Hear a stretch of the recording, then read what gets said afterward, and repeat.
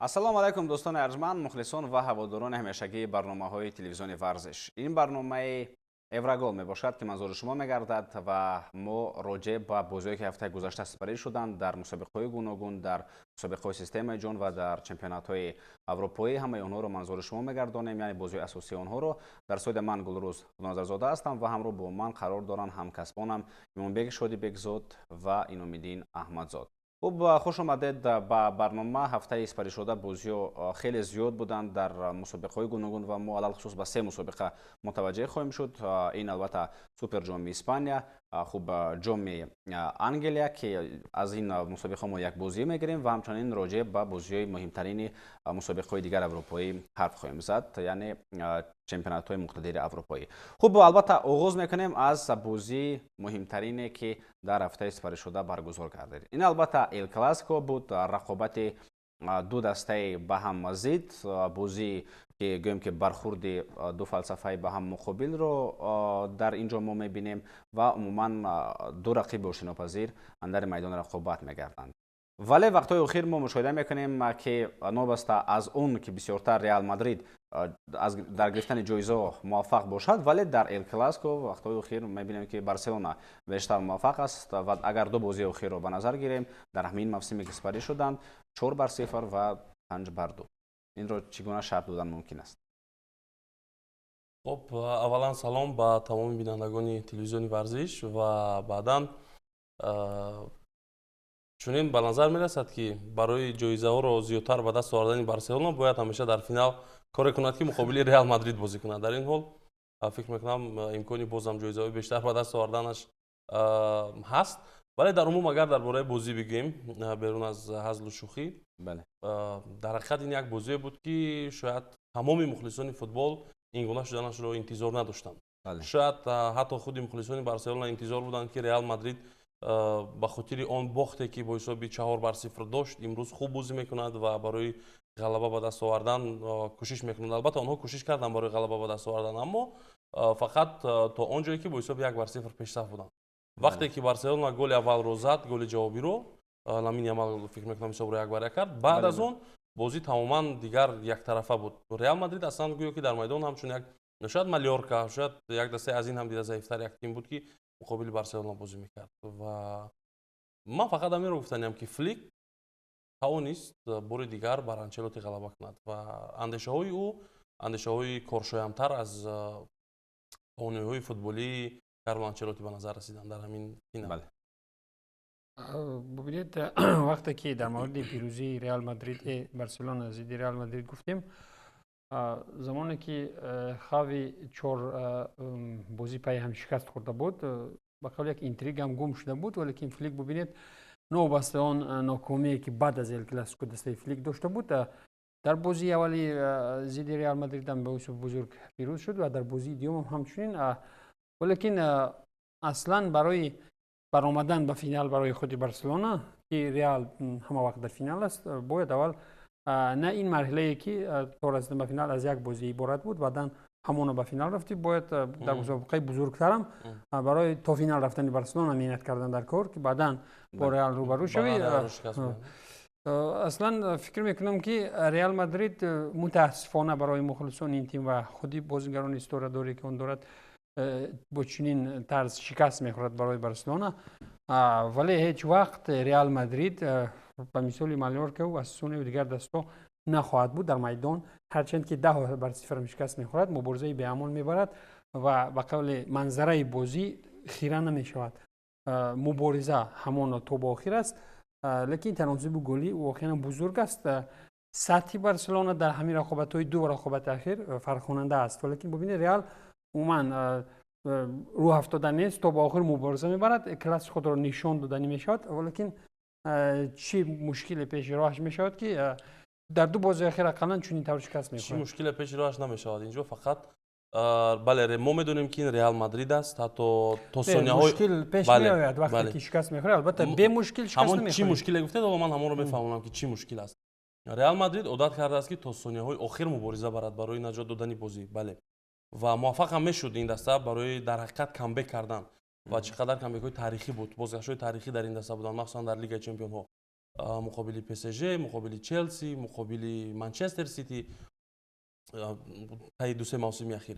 اما اون زمان وابستگی داشت از بازیگرانی که در هیئت ریال مادرید بودند و حالا هم وابستگی دارد همین موفق نشدن‌های ریال مادرید از بازیگرانی که دیگر نیستند در هیئت ریال مادرید، مخصوصا کریم بنزما، تونی کروس و اگر کمتر قبلتر برویم کامبک سال 2014 رو به خاطر بیاریم مقابل اتلتیکو مادرید، سرخیو راموس و اون با قول نیروی بزرگی که در داخل او بود و همیشه با همدست‌های خود اون رو یعنی که انتخاب میداد، این همه باعث برام بودن که ریال کامبک میکرد. ولی حالا ما میدونیم که وینیسیوس اگر مثلا یک دفعه دو دفعه مقابل او زیشت بازی کنند رقیبان، الکی عصبی میشود، جنجال رو برپا میکند با قول خود را اداره نمیکند. بله دیگر نمیتونه اداره کرده. کلیان امباپه هنوز خود رو پیدا نکرده است در ریال مادرید، با والورده و با خب نمیدونم بلینگم و مودریچ که الکی از 20-25 دقیقه زیادتر در سطح بالا بازی کردن نمیتواند، یعنی 30 سالش رفته است. بله. همین قدر میشود بازی کرده در چنین بازی‌هایی که پرینسیپیالی هستند. این از مشکل اساسی. نه اینجا یک سوال بسیار مهم به میان میاد.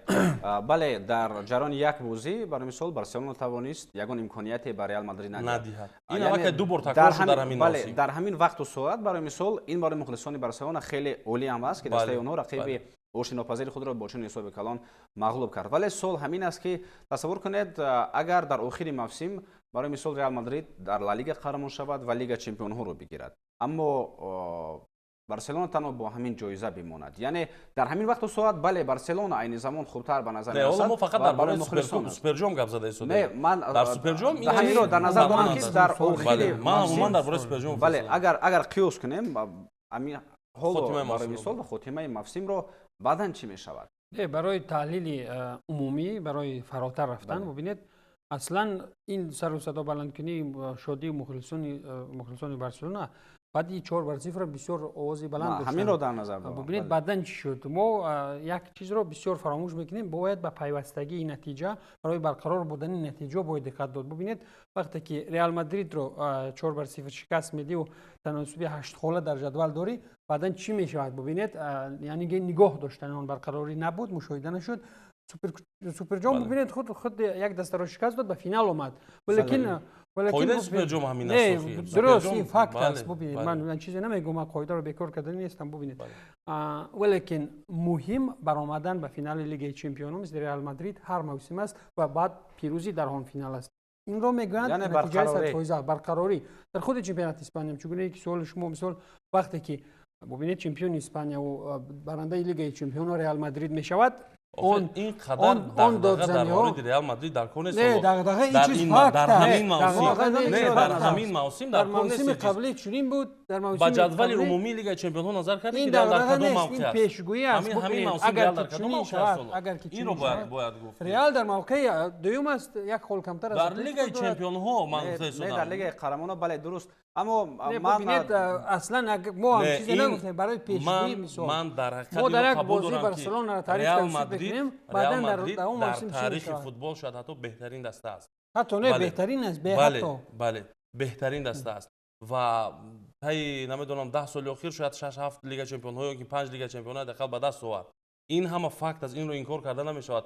ولی همین موسم رو شما بها بدهید که توجهی زیادتر کردن به بازی کلیان امباپه، نداشتن خط دفاعی پرقوت و آسیب‌های پای هم، نبودن تونی کروس در مرکز میدان ستون اساسی ریال مادرید و نه چندان کاری خوبی کارلو آنچلوتی تقسیم کردن بازیگران در موقع‌های ضروری در این مشکلی‌ها. این همه رو به نظر بگیرید بعدا میگید که ریال باز هم با فینال لیگ چمپیون‌ها ما هم همین رو این زمان گفته ایستاده. با وجود اینم بله مبارک همین حالا همین چیزها رو گفته ایستاده ایم که برای مثال در آخر موسم ریال مادرید حتما و همیشه از چنین ناکامی‌ها خود را رها کرده توانسته است. در موسم قبلی این چیز رو دیدیم.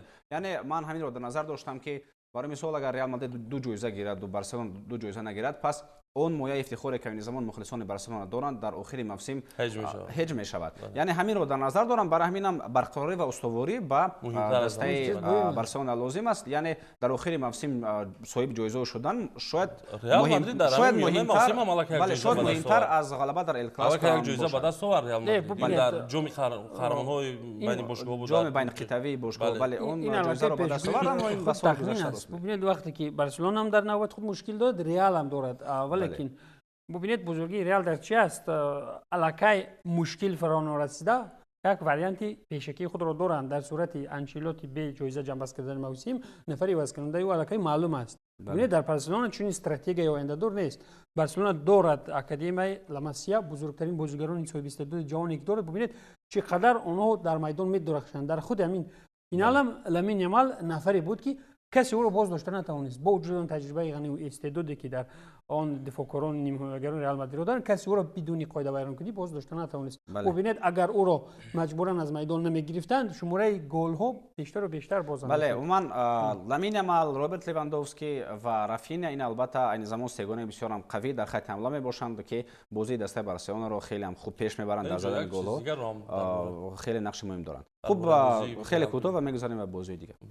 خط دفاع رئال مادرید رو ببینید چگونه در همین بازی بد بود و 100%. بله در مرکز خط حمایت با بازی آمدن چامینی یک ناکامی خیلی کلان بود. رافینیا رو چیکار کرد؟ بله واقعا این به نهایت مشکلی کلان بود و بعد کارت سرخ گرفتن دروازه‌بان رئال مادرید کار کردن نتوانست. اینجا باز هم موفق بودن فلیک به نظر میرسد پیش از همه که بازی رو به خط دفاع گذارون، بعد یک نفر کمتر شدن و تا آخر فقط همون یک گلی که از ضربه جریمه‌ای زد رودریگو گل یگانه بگیم پس از کارت سرخ بود و خلاص. شاید بعضی‌ها کامبک رئال رو حتی بعد از 10 نفر شدن بارسلونا انتظار بودن، اما کار خوبی فلیک رو اینجا ما باید اشاره کنیم. گلی هم بیشتر. خلاص در رفت همین یک رقابت یک بازی اگر بها بدیم بارسلونا یک سر و گردن از رئال بالا بود، ولی در مجموع این دسته رو وابسته به امتیاز و نتیجه بازم در غیر امکان است. بله مخلصان بارسا خورسندی کردن گیرن تا آخر موسم. در آخر موسم باز همش معلوم می شود.